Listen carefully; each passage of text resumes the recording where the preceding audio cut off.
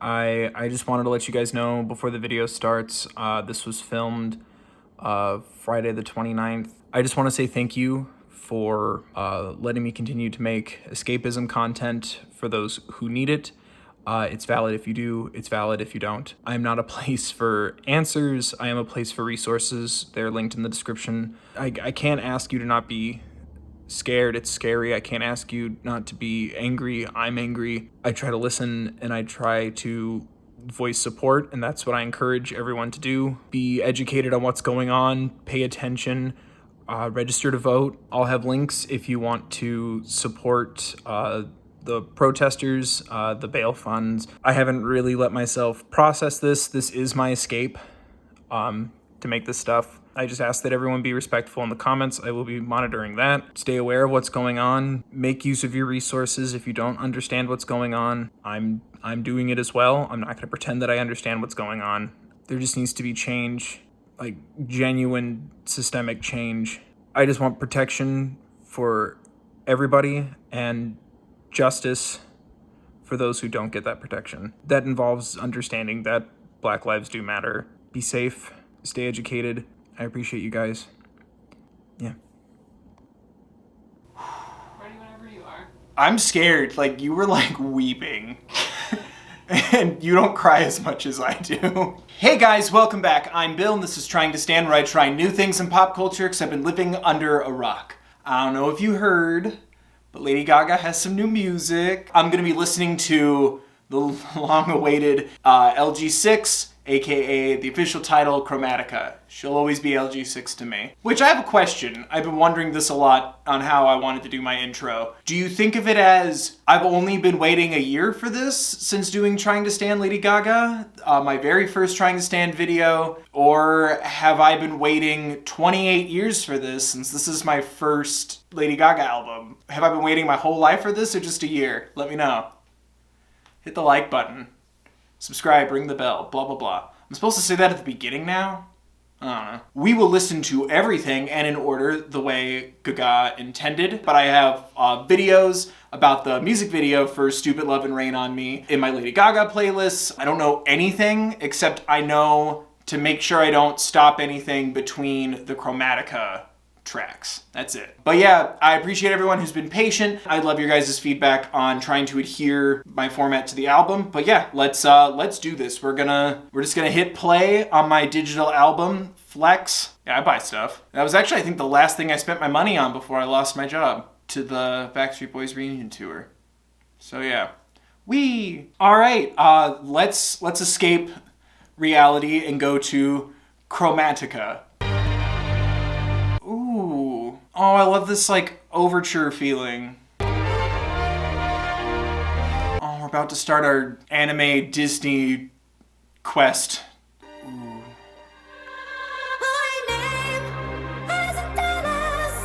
Woohoo! Oh, hell yeah! I think Gaga wants me to dance. Ooh. That's some rah-rah right there. Yes! No, it's Stephanie.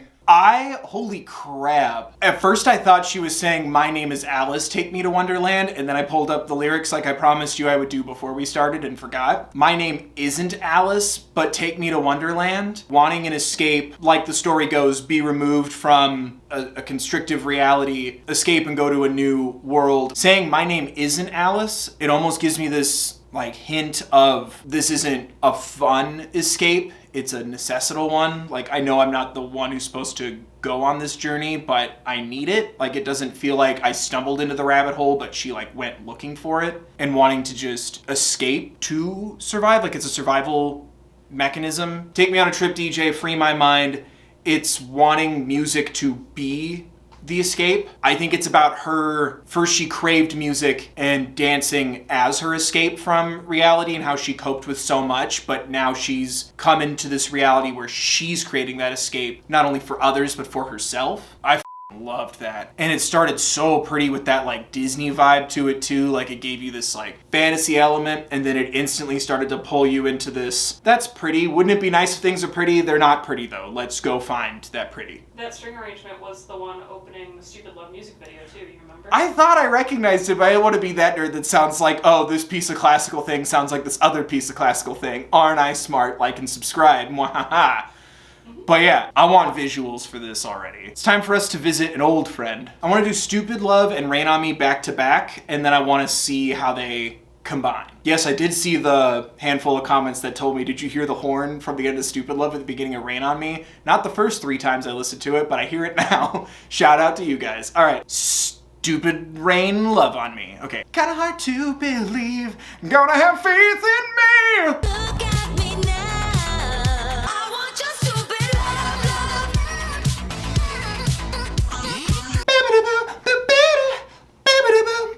This vocalization cover that I won't be able to ever monetize on is dedicated to those who waded through the leaks.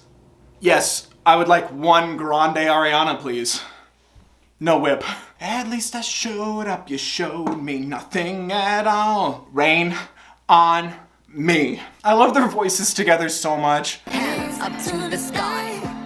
I'll be your galaxy. I'm about to fly. Rain on me. Oh, no, I thought if I danced and hammed it up, I wouldn't cry. Oh, I'm scared that that's like the last time I'm gonna feel good for a while. I love hearing them back to back like that. We've entered Wonderland, and the first thing she does is want to give love to others, but then also that strength in Gaga and Ariana, especially thinking of them like switching their looks back and forth. I'm like, oh, thinking about that in something like Wonderland, that like fantasy element to it. I feel that there's like a catharsis in Stupid Love and Rain on Me, like Wonderland kind of having that escapism effect, and like she's finding the strength that she first expended to others with Stupid Love, but now finding the strength in herself and seeing it reflected in Ariana's Purple Butterfly, the amount that she cares for others in the world, and then Rain on Me wanting to embody that power of taking on trauma and internal conflicts and showing that power to the world, but also healing herself. Oh, this is the last time I'm gonna have fun because now I don't know the other songs, so I have to pay attention. I'm gonna be scared and sad. It's fine. It's Free Woman by Lady Gaga. I really don't think it's about taking a step backwards in your strength. Just going off of, I don't want to assume they make asses out of me.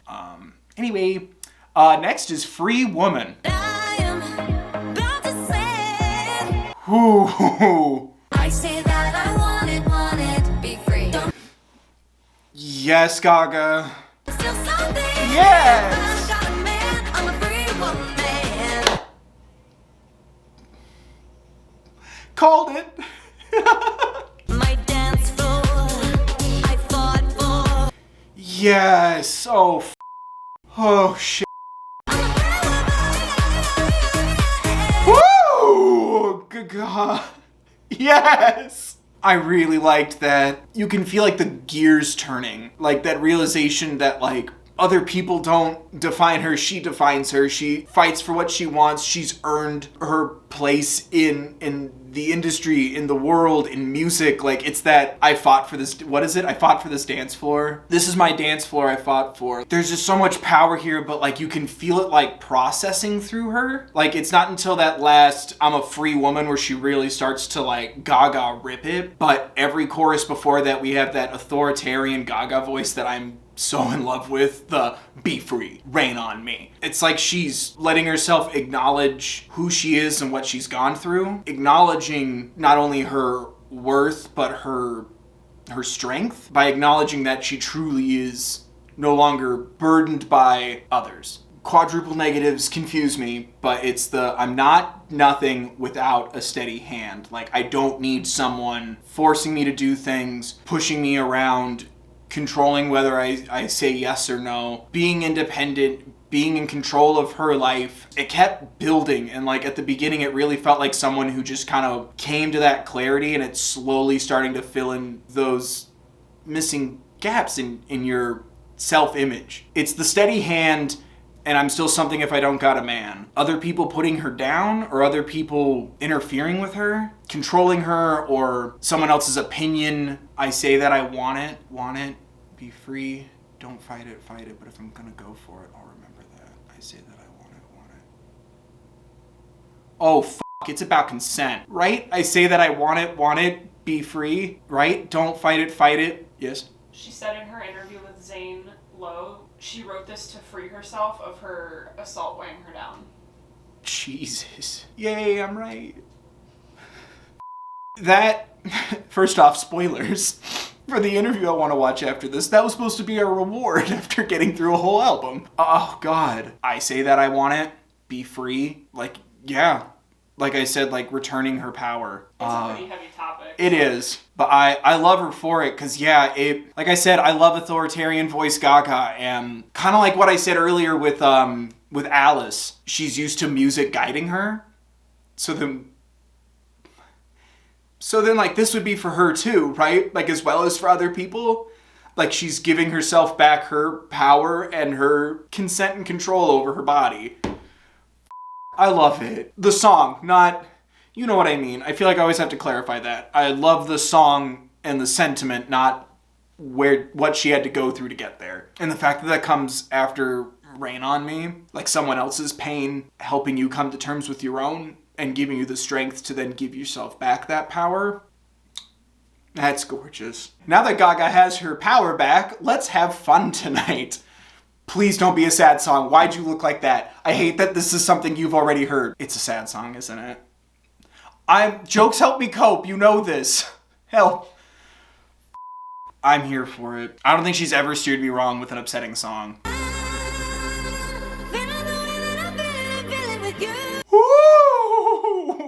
Ooh, God. I'm not having fun tonight. You love the papa. Oh, God. I'm not having fun tonight. Jesus. You tricked me. Miss Gaga, you tricked me. I thought this was supposed to be about having fun, but I think that's also kind of the point. Honestly, it feels like depression, like emotional dissociation, like someone telling you like it's your fault you're not feeling happy, and then finally having that moment where you kind of flip that on someone else and it's like, you shouldn't be putting me down. I'm gonna feel the way that I feel. You love the paparazzi, love the fame, like the song in the album, even though you know it causes me pain. I feel like I'm in a prison hell.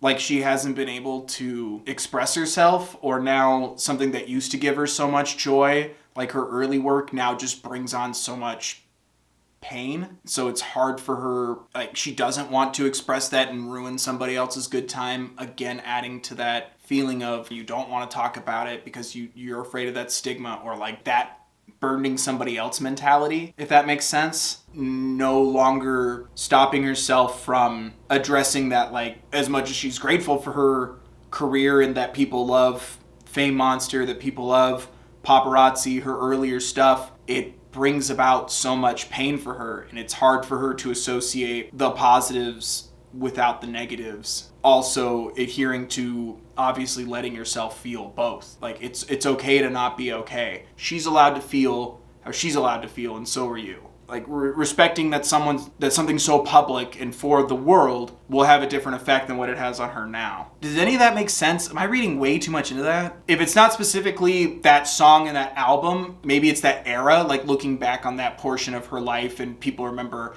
icon, Gaga, but she looks back on it with so much pain. And I think it's addressing the love that people have for that time of her life, but then acknowledging that she can also feel the pain from that part of her life as well. That's a very interesting thought. People look back on certain parts of your career and how much it inspired them, but then when she looks back on that part of her career, maybe it's about how it hurts her, and she wants to acknowledge both. Your pride, your joy, you finding yourself and an escape, a wonderland through her music. Like, she's happy that she could do this for others, but that doesn't mean she has to sacrifice what she went through and letting herself take it all in. Chromatica is therapy. That's my theory. Even if none of what I said is what it's about, I still love it. Especially the I'm feeling the way that I'm feeling. We stand emotional understanding. Can everyone be proud of me for knowing things like Fame Monster era? Can we be proud of me for that? I didn't even study that on Trying to Stand. That's just extracurriculars. All right, I have seen people tweet about this. Apparently, there's a slammin' way that we go from Chromatica II to 911. This is the first thing I saw on Twitter about LG6 other than it happened and welcome. It was Gaga Monster 24 tweeting, oh, the transition from Chromatica II to 911. Slams, bops, whatever the kids are saying. God? I'm afraid to be happy right now. This sounds nice. Wait. Whoa! Oh, it happened, didn't it?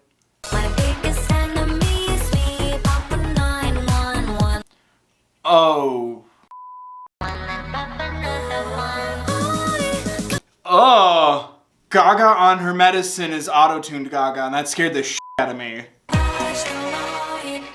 Jesus. Okay, never mind. This isn't... I got really excited for a second, because in that transition it sounded like everything was like picking up, but then it instantly just dropped. Papa 911, so like medication. First, until she started talking about like her emotions a lot more, I thought it was like, let's do some intense drugs instead of feeling our feelings. And I'm like, oh shit.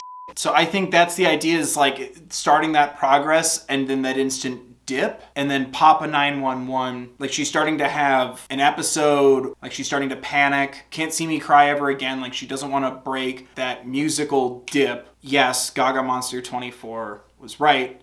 It's a banger. I slid into it with her. It's her brain starting to like, it was starting to go up and up and up, and then that slide down into the beat into 911, that dip, and then leveling out from taking the pill. It's just something that helps her like when she needs it. Yeah, like, and then when her voice goes into that auto-tune like I was talking about, it's like it kind of smooths everything out for her until she can regain control. Like auto-tune does, kind of fills that in, puts it to the nearest pitch, like fills in those cracks temporarily, and then her voice came back. It was that like Daft Punky moment. Kind of like saying a mantra as well. My biggest enemy is me, Papa 911. It's like the steps she does when those dips happen. It feels like Chromatica 2 was kicking in to like a high, but then everything dips so suddenly. And so now she has to kind of level herself back out. And like that's part of it, is like knowing when to take like a, not a tranquilizer, but like something that kind of stabilizes you. Having herself a little internal 51st Dates moment where it's like, it's okay, this is who you are.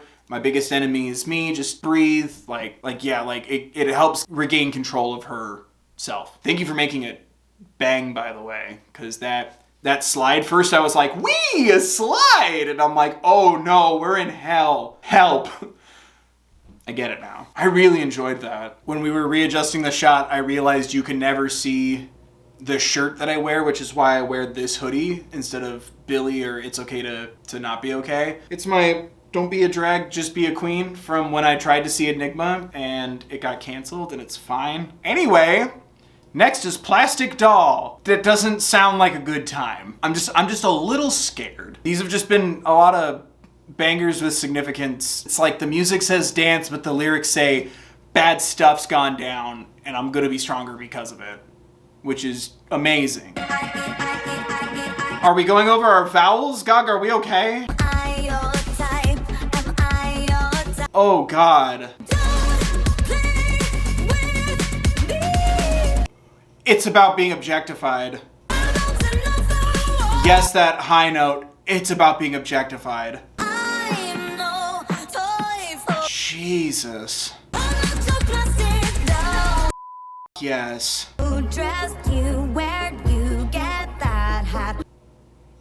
Oh God, I'm getting Gaga interview flashbacks. Looks so sad, what is this saga? Oh, poker face. Am I stupid for that? The I-E plastic doll.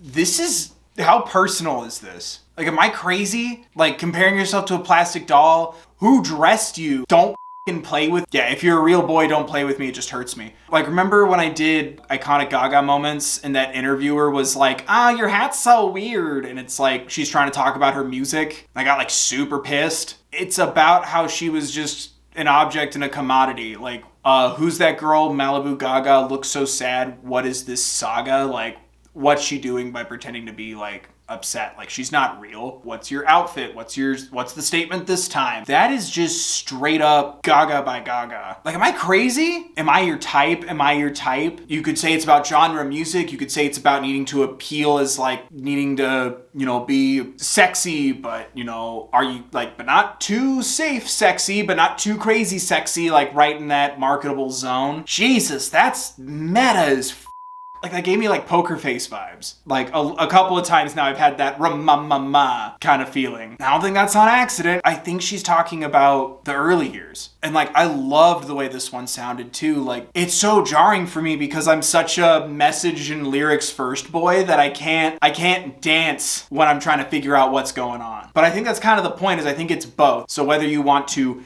dance and feel or sit and be told a tale, like, she kind of is facilitating both needs at once. It reminds me of that like Bruce formula that I love so much, where it's like, wow, this is a really upbeat sounding song, but then when you listen to the lyrics, Born in the USA isn't about being a patriot, and Dancing in the Dark isn't about having a good time with your significant other. It's nuts. I love you.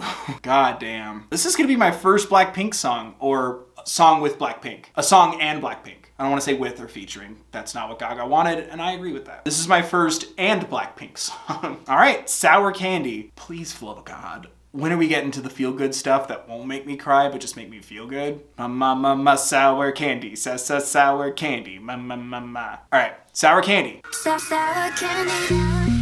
Ooh. So sweet, then I get a little angry, yeah. Ooh. If you wanna fix me, then let's break up here and now. Yes. Give me time, then I could make time for your love. I've never related more to an analogy about candy my entire life. Yeah. Unwrap sour candy. Oh, this song fucks. Make you crazy when you turn the lights off. Ooh. So sour candy. Take a bite, take a bite. Sexy Strong is my kind of sexy. That was gorgeous. And I'm sorry, that's so beautiful to be like, I feel like I was objectified as an artist, and then having something like Sour Candy where it's like, I'm gorgeous and strong. You have to earn the sweet. I loved that, and it sounded so good. Like, it had that energy where it's like mysterious and welcoming at the same time. It just really excited me. It stayed in that like strong sexy that I really loved. I love their voices too. I really liked that collaboration. I loved that if you want to fix me, then let's break up here and now. Like, yes. It was just so satisfying to hear so much strength. So sweet. I get a little angry. I'm super psycho, but it's like, it's calling that out. A strong person like this would be called crazy and just dismissed. And it's like, no, that. Facing that adversity, shutting that down, and continuing to be you. I loved that. I really wish there was a music video for this. That's gorgeous. And I don't know why, but because she has such a color palette going on, and then also Blackpink, I picture like, oh, what's that? It's like Gummy Worms, where it's like two bright neon colors going at the same time. Can you imagine?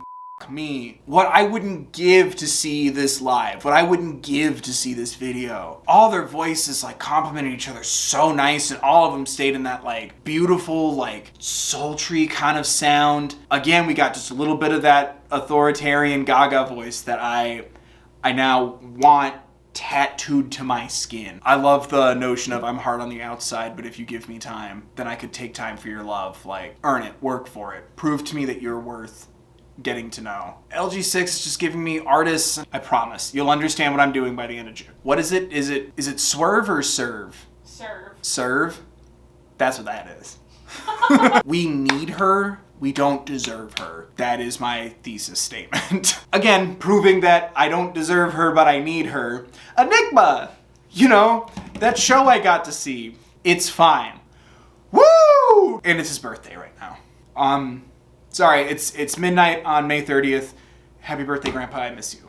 He still teaches me things. That shut me up real quick. I'm I'm not dry, but at least I'm alive. Anyway, this is Enigma. Lady Gaga's f***ing serving my ass like she is my grandpa. Boom. She's everyone's mother. She's my grandpa. That is the highest praise I could ever give another human being on this earth, is to compare you to my grandfather. Like she's gonna f***ing watch this. I'm okay. Enigma. Just stay yourself. Whew. Damn. We could be anything you want. Woo! I'll be your enigma. Ooh.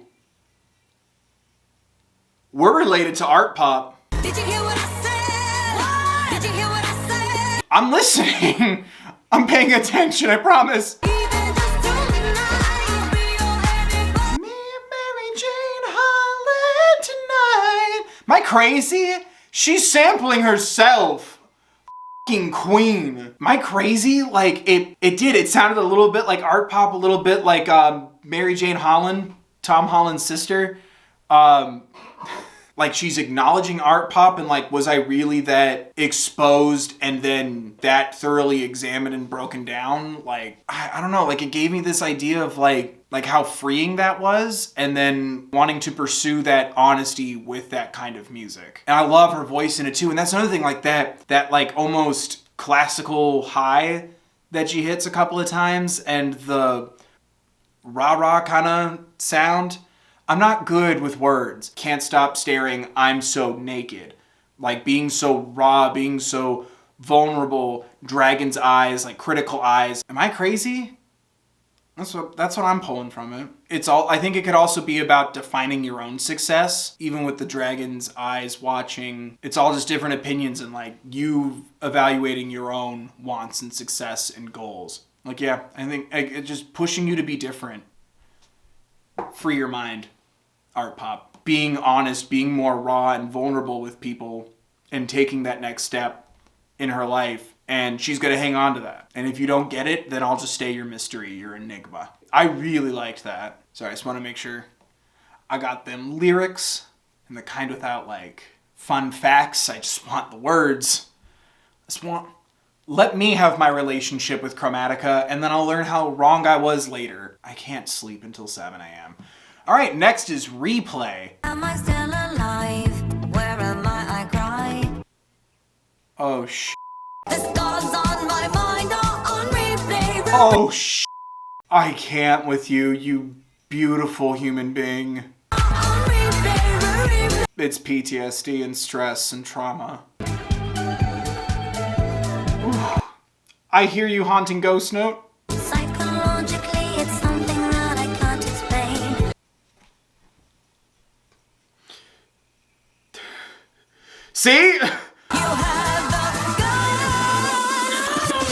Ooh, god damn. That is one of the most beautiful ways I've ever heard that be articulated. The scars in my mind on Replay, the scars on my mind, it didn't sound like it came from a place of fear. Like she draws from that pain and makes it strength. Like she owns it so like eloquently. You didn't stop me, and you don't stop me. They're scars, they're there. They're not going away, but they've healed. They're not wounds. I think it also takes it to this more painful and like darker, heavier place to use monster. You know, like that's a community term. Unless you guys changed it, no one told Dad. And I think that's kind of the point, is like it's part of her music. It's part of her story. It's part of her journey. It's by extension part of our community. Like it happened from like this pain, these scars, this thing. Like it happened from someone that was a part of that. It wasn't, you know, my monsters or you monsters torture me. It's your monsters torture me. What you represent. I don't want to go so far as say fandom and imply that it's another artist, right? But it's like what you represent tortures and hurts me. And like saying like your monsters, like those who stand by you hurt me. I don't know specifics, but I'm very aware that she's gone through a lot of insane and disturbing. And the fact that she can, that she has that strength, but also giving herself permission to speak on it so openly, and then also encouraging others to do the same as well, I think it's beautiful, but it doesn't take away from how painful it is, you know? Like, she's not afraid anymore. Like, I really liked that. Does this ever get, like, fun again, or are we just staying in, like, real emotional hell queen? It just had that, like, spiraling sound that, like, really messed with me. This is the third Chromatica trademark. Save the best for third, as they say. The third Chromatica into Sine from Above with Elton John. Okay, I'm okay.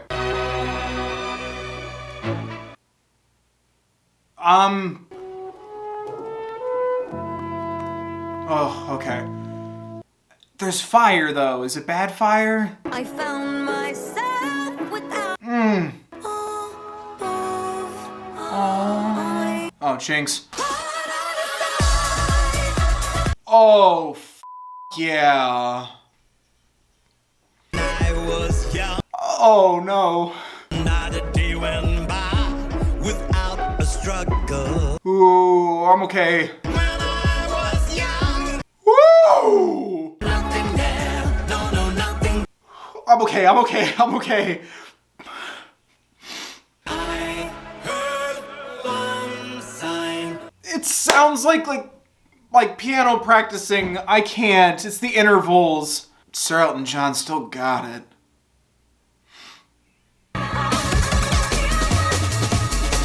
Oh, I love it so much. That just obviously talks a lot about their process into becoming artists, but just the fact that, like, they illustrate that their stories are so similar and their parallels between each other, like how much they connect and help and guide each other. It just really, God, really f***ed me up in the best possible way. Just hearing their voices blend together too, and like it just felt like they celebrated together, but also like it starts with praying for lightning, and my mother said it would come and find me. Like, it's about wanting inspiration, but then just like coming from the most mysterious place and hearing like one sound and creating so much with that.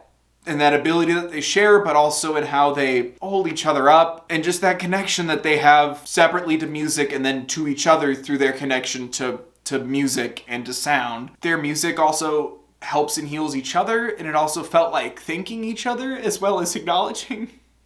Damn it. Sir Elton John, sir, you ripped that growl with Gaga. Like, encouraging each other to like heal with their music and like take care of each other. It just filled me with so much warmth, light, and love. And it slapped. And that ending too, like, f*** me. That just felt like them having fun and like exploring music together. Like that celebration at the end. That was beautiful. I loved that. I love both of them. Elton John's rock growl had like crazy daddy energy, and I'm here for it. Okay, next we have 1,000 Doves, which still isn't as much as 5,000 Candles in the Wind, but I'll take it. Oh, God. This is when you blow the bubbles and drop the balloons, or the bouncing balls, the giant beach balls.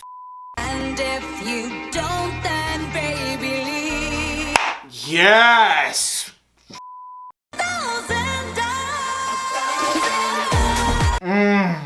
God damn it. That was nice. Just made me think of someone who just craves honesty and to be realistic. And it's like, I'm not gonna stop being who I am. I'm not gonna sacrifice a part of who I am for somebody else. I don't know, it had a really intense start for me, but because it was so human and honest and open, it felt like that was kind of the point, with someone just being that vulnerable and that real in that moment. I'm a human being, like, I'm not perfect. I'm also not made of stone. I'm also not a goddess. I'm a human. Like, don't blow smoke up my ass. Don't waste my time. Help me fly by either being in this with me or letting me go. Like, support me by supporting me or support me by leaving. That felt like the accumulation of the breakthrough of all this. Don't play games with me. I'm worthy of love, worthy of being forgiven when I make mistakes. I'm worthy of someone who's gonna stick around, what she's been through, what she does, who she is, and what she wants to take away from it. I know who I am, I value myself, and even if you choose to leave, you're still supporting me by giving me the freedom to carry on. Find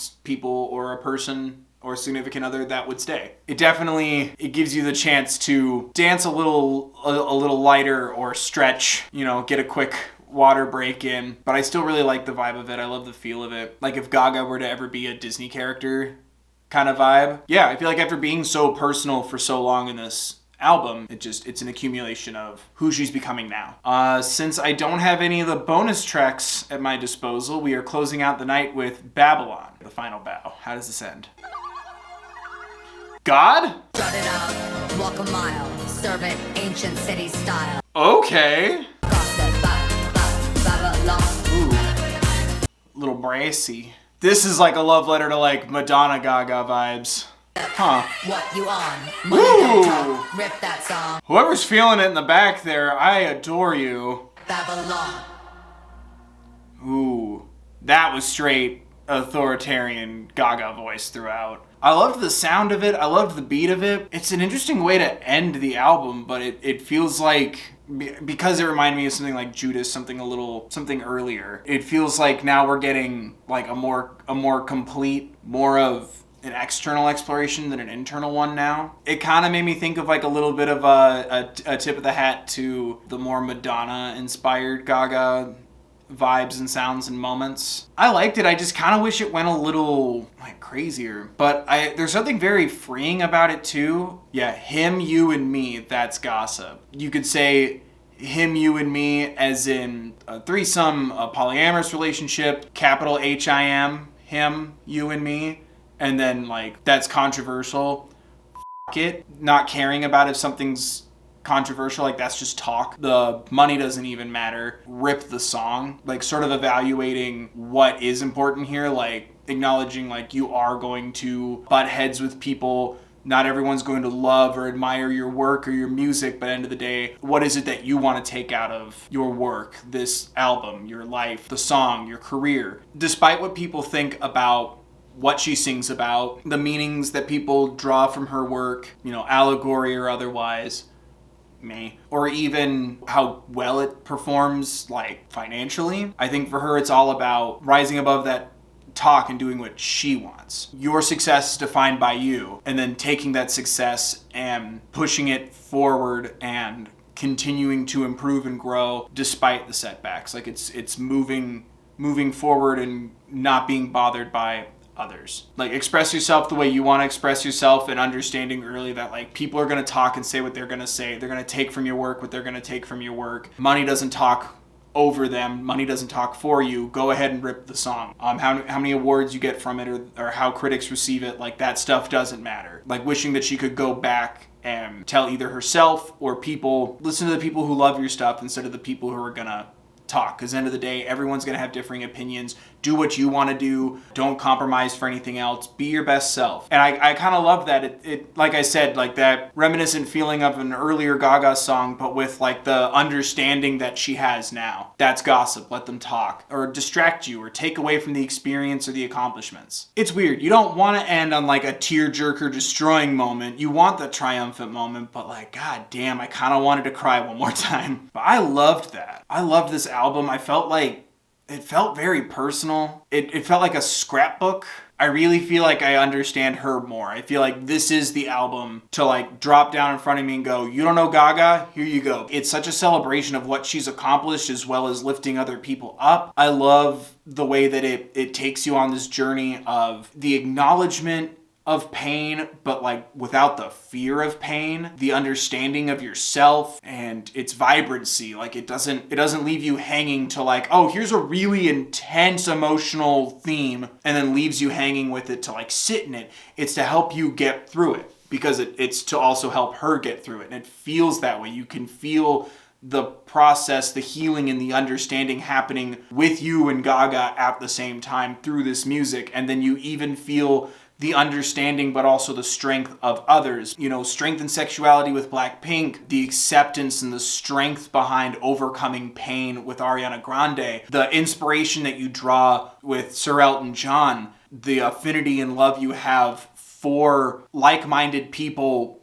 thanking and praising music for giving them this ability to express and take in the world in such a unique way. And I love going on this journey. It feels like you kind of took the craziest roller coaster ride through Lady Gaga's heart and mind. The sentiment that she expresses throughout the album, where it's like, I wouldn't have who I am now without what I went through. And then that's kind of what this album embodies. She, like I said, it's like she's sampling bits and pieces of her own music and what she's learned, and it feels like an accumulation of everything. It just feels like acknowledgement and acceptance, and it's hoping for that for you as well. You, the listener, you, the fan, the little monster, the stan, you, the person who's heard all these albums and felt all this pain and read all these articles and seen all these interviews and all these transformations of her music and who she is and what she's experienced and what she's been through, the documentaries. And then here you are now on the other side with Lady Gaga. There's something to process for the person who loves the lyrics and the person who loves the music, and both. Like, there's no wrong way to interpret music already, but I feel like she really caters to every aspect of how somebody takes in music. Dance and sweat it out, sit down and take it in. This was really needed. I really needed a night to just devour some new music, listen to some great songs. This is incredible. This is my first Lady Gaga album release. It weirdly feels like it was meant to be this one for me. You know, as someone who loves to take in music like this, I just feel like it really fits me. I hope it does for you guys too. It's been an insane year. 110,000 subscribers later, here we are. And I'm still talking about Lady Gaga and gushing and crying over her music, and it's amazing. But yeah, there you guys go. What do you guys think? What do you think of Chromatica? What do you think of my thoughts on Chromatica? Ariana and Blackpink suggestions, as well as any other artists you want me to talk about and listen to, let me know in the comment section down below. Don't forget to like the video if you did. Subscribe if you want more. Thank you so much for watching, guys. Thank you so much for helping me feel comfortable and safe talking about music like this with you guys. I hope everyone's staying safe. Please, during this time, I beg you to please be respectful and mindful of others. I beg you to look into things, read, be informed, keep your eyes open, stay alert to what's going on in the world. And while you're doing that, remember to take care of yourselves, please.